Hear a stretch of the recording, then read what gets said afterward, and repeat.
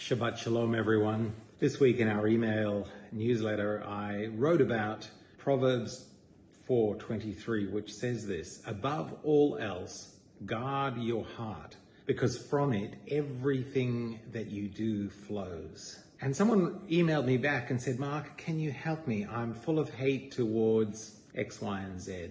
So I wanted to just encourage all of us this Shabbat, this weekend, to guard our hearts, and particularly to guard our hearts from being consumed by these intense negative feelings. So how do you deal with hatred towards somebody? Well, a couple of things. The first thing is you and I actually have the ability to choose what we think about. And what we think about will feed into the emotions that we experience. So if you think obsessively about somebody who has wronged you or is on the wrong side of this current political and cultural debate, and you obsess about them, and you think about them, you think about how bad they are and how much hurt they're doing and how wrong they are, that will inevitably lead to a whole set of emotions that go along with those thoughts. And those emotions don't actually help you at all. This person who emailed me, I know the person they're talking about. I can guarantee you that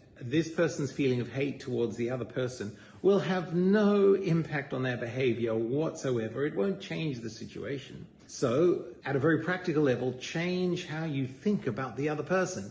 It may be as simple as don't think about them. Just focus on someone else. Just ignore them if you can. If you don't have any ability to affect them or to change them or to shut them up or to win them over, just don't let them live rent-free in your head.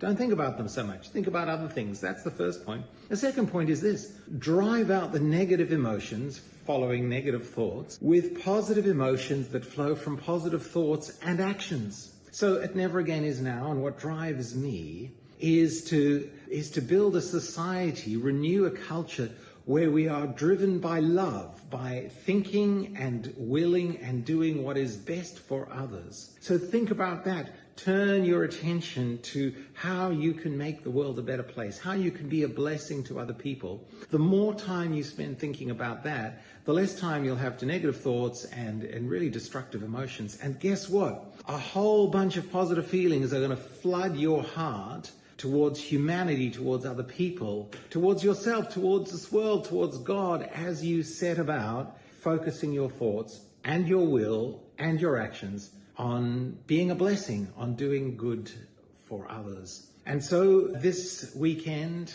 guard your heart above all else. Guard your heart. Make sure that bitterness doesn't take root. Make sure that desire for revenge doesn't take root. Make sure that hatred doesn't grab a hold of you. Rather, drive those things out with love.